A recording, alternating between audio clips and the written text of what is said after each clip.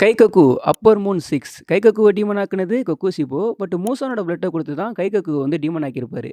அவனுக்கு டீமன் ரெசிஸ்டன்ட்டும் ரொம்ப அதிகமா இருந்தனால, மூசானோட அதிகமான பிளட் வந்து அவனுக்கு தேவைப்பட்டிருக்கும் டீமன் ஆகுறதுக்கு. கைககு டீமன் ஆகி கம்மியான டைம்லயே நெறைய ஹியூமன சாப்பிட்டனால ரொம்ப ஸ்ட்ராங்கான ஒரு டீமன் ஆயிருப்பான். ஆனா அவன் டீமனா இருந்த டைம்ங்கிறது ரொம்ப கம்மி.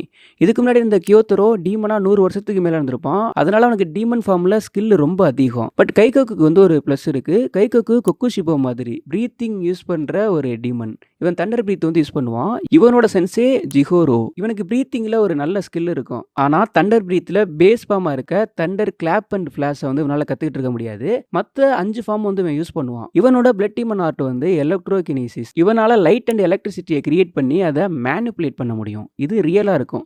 எப்படி கொக்குஷிபோவோட கிரசன்ட் மூன் பிளேடு வந்து ரியலா இருக்கோ அதே மாதிரி கைககு ரொம்ப வருஷமா டீமனா இருந்து அவனுக்கு பேஸ் ஃபார்மும் தெரிஞ்சிருந்ததுன்னா ரொம்ப ஸ்ட்ராங்கான ஒரு டீமனா இருப்பான்.